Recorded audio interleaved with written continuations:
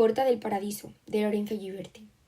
La Puerta del Paraíso o Porta del Paradiso en italiano es el nombre por el que se conoce popularmente a la puerta este del Baptisterio de Florencia.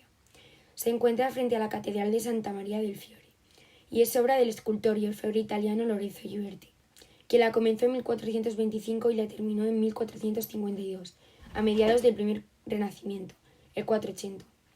Es una de las producciones más destacadas de este movimiento cultural. Incluso el primer historiador del arte, arquitecto y pintor Giorgio Vasari, un siglo después de su creación, dijo de ella que era la obra de arte más fina jamás creada. Pero antes de hablar más específicamente sobre esta obra y su época, primero vamos a hablar de lo que la precede.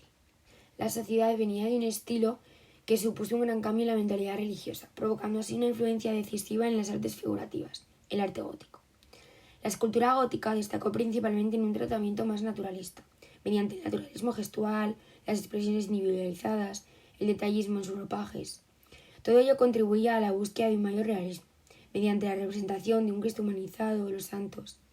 Pero a partir del siglo XV, es decir, el comienzo del Renacimiento, surge una ruptura con la tradición gótica respecto a la escultura.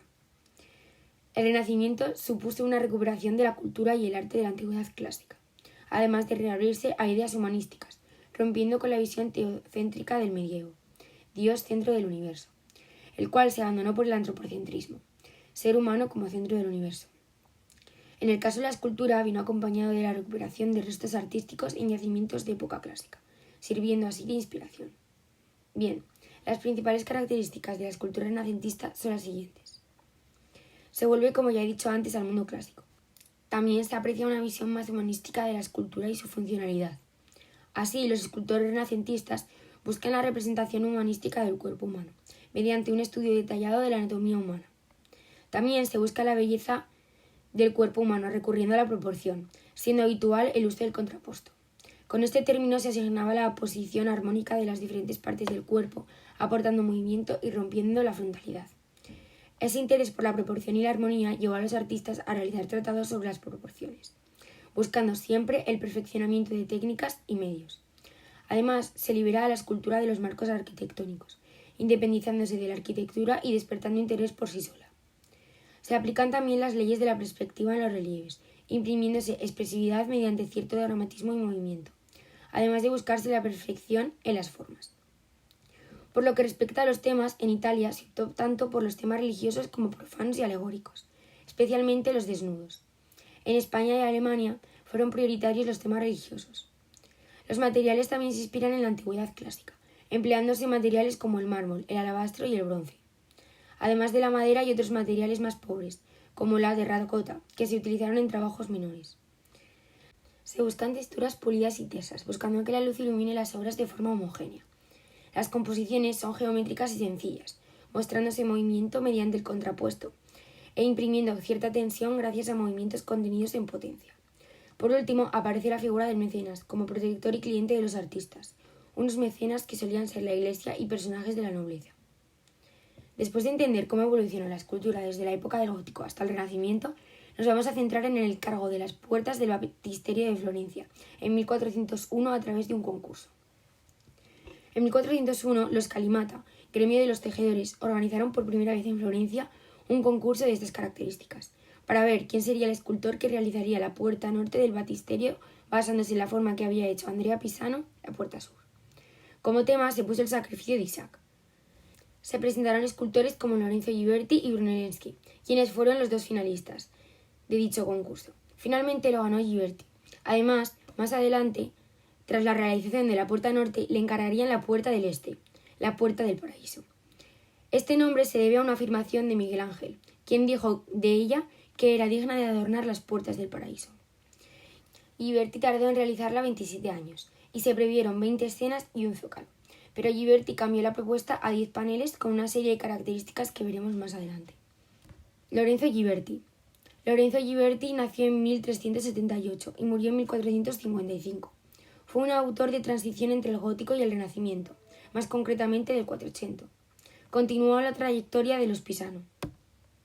Ghiberti destaca por su visión pictórica de los relieves, su graduación del relieve desde formas casi imperceptibles en el fondo, hasta casi un bulto redondo en el primer plano. Este se llama sciato. También destaca por ordenar las escenas en planos, una característica que aumenta el efecto de profundidad y perspectiva. Además, fondos de paisajes sobre los que dispone un gran número de figuras dando lugar a una perfecta relación figura-espacio, un rasgo que apreciaremos en la Puerta del Paraíso.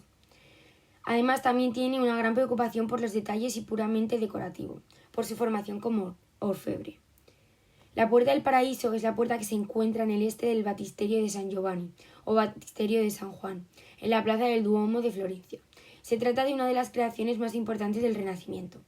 Ahora vamos a ver algunas de sus características generales, otras las mencionaré más tarde junto con la técnica. La obra se compone de 2 batientes. Sus dimensiones son 5,20 metros de altura, 3,21 metros de ancho y 11 centímetros de grosor. Cada escena es de 80 por 80 centímetros. El conjunto pesa en total 8 toneladas.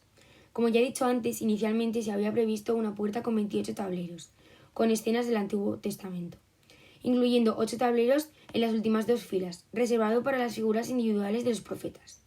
De esta forma se daba continuidad al ciclo decorativo, iniciado en las otras puertas por Leonardo Bruni, canciller de la República y humanista destacado. Pero al avanzar en el trabajo, Ghiberti en 1435 decidió crear una obra muy innovadora, con solo 10 tableros de mayores dimensiones y con la cornisa externa en vez de interna al conjunto. De hecho, el patrón de 28 tableros centrados con los pernos prisioneros sigue siendo visible en la parte posterior de la puerta. Estos 10 paneles se componen de escenas del Antiguo Testamento, 5 por cada batiente. Elaborada en bronce dorado alrededor de sus paneles, vemos cenefas con distintos personajes bíblicos, en hornacias, no siempre identificadas, y cabezas de profetas y sibilas. El uso del seaciato, disminución progresiva del bulto, es aquí extraordinario. Los relieves son de distinta altura y los fondos especialmente aplastados. Encontramos figuras tanto en los primeros planos como en los fondos, aunque se concentraban en zonas bajas. Esto da sensación de profundidad y corporidad, además de sombras y perspectiva. Se comenzó por la parte superior y de izquierda a derecha. Las 4 primeras escenas están ambientadas en la naturaleza. Las 2 centrales presentan arquitecturas y la última una construcción de planta central casi circular. Algunos de sus colaboradores fueron Michelozzo o Gosili y uno de sus principales consejeros fue Leonardo Bruni. Técnica. En cada panel de las Puertas del Paraíso de Ghiberti, como ya he dicho antes, no aparece una imagen, sino toda una escena de un pasaje del Antiguo Testamento, en movimiento. Son escenas que el espectador puede apreciar como si estuviera asomándose desde una ventana y ver a los personajes tener vida. Dichas escenas, mediante los relieves y la minuciosa técnica de Ghiberti, se muestran en perspectiva, es decir, con fondo, tamaño y realismo. Cada uno de los paneles consta de una combinación de escenas en alto.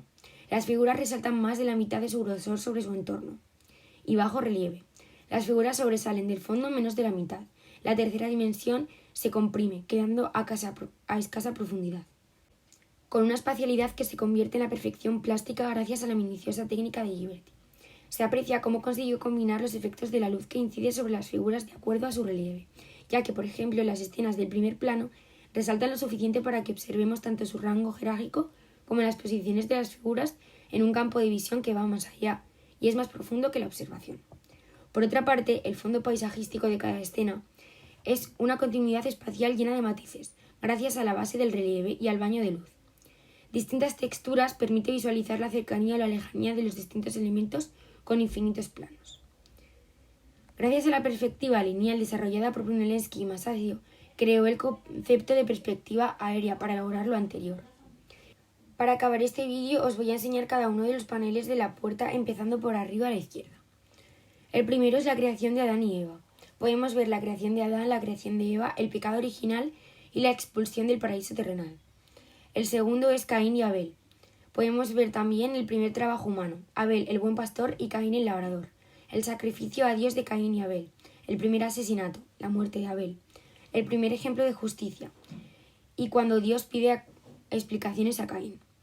El tercero es la historia de Noé. Podemos ver el arca de Noé haciendo un sacrificio para dar gracias a Dios, Dios envía el arco iris como señal de alianza y de paz, y la embriaguez de Noé. En el cuarto podemos ver la historia de Abraham e Isaac y la espera de Sara en la tienda, los 3 ángeles que se aparecen a Abraham y el sacrificio de Isaac. En el quinto, Jacob y Esaú, podemos ver el nacimiento de Esaú y Jacob. Esaú vende su primogenitura por un plato de lentejas. Rebeca le dice a Jacob que se ponga la piel del cabrito. Isaac bendice a Jacob pensando que es Esaú. Tras el engaño, Jacob se tiene que marchar de casa de su padre. La arquitectura con arcos de medio punto y pilastras es renacentista. Hay sensación de profundidad gracias a la perspectiva. En el sexto, la historia de José. José es vendido por sus hermanos a los mercaderes. Jacob llora la muerte de su hijo José. Adivina el sueño del faraón y le hace ministro. Los hermanos de José van a Egipto a comprar trigo. José mete la copa de oro en el saco de Benjamín.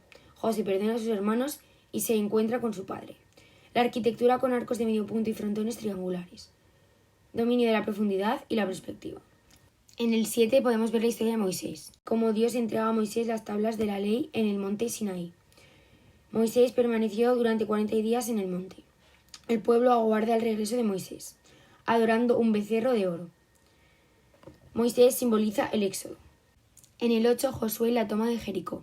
Moisés construyó el arca de la alianza, un arca de madera cubierta de oro por dentro y por fuera, para guardar las tablas de la ley. El río Jordán se abre para que Josué pase con el pueblo elegido. Josué, heredero de Moisés, conquista la tierra prometida. El sonido de las trompetas durante 7 días hace caer las murallas de Jericó. En el 9, la historia de David. Saúl lucha contra los filisteos. Saúl cayó en gran melancolía y escuchó la música de David. David es el gran libertador. David derrota al gigante Goliat y le corta la cabeza. David entra en Jerusalén con la cabeza del Goliat. El rey David es el símbolo de la libertad. En el 10, el último, podemos ver la historia de Salomón. Salomón era hijo de David y Betsabé. Representa la sabiduría y la justicia. Construyó el famoso templo de Salomón. Al templo se trasladó el arca de la alianza. El rey Salomón recibe con solemnidad en el templo a la reina de Saba. El edificio tiene 3 naves con arcos ojivales y bóveda de crucería. Hay frontones triangulares y pilastras renacentistas. La perspectiva es también renacentista. Finalmente, el propio Lorenzo Ghiberti nos deja su autorretrato en las puertas, junto al de su hijo, Vittorio, su colaborador, como símbolos plenamente renacentistas. Como dato curioso, en septiembre del 2012 la Puerta del Paraíso se volvió a mostrar al público, después de 12 años de restauración. En 1943 fue desmontada para protegerla de la guerra, y en 1966 sufrió graves desperfectos durante unas inundaciones en Florencia. Por ello se decidió que las auténticas puertas del paraíso se admirarían en el Grande Museo del Duomo, encontrándose en el baptisterio una copia de las mismas.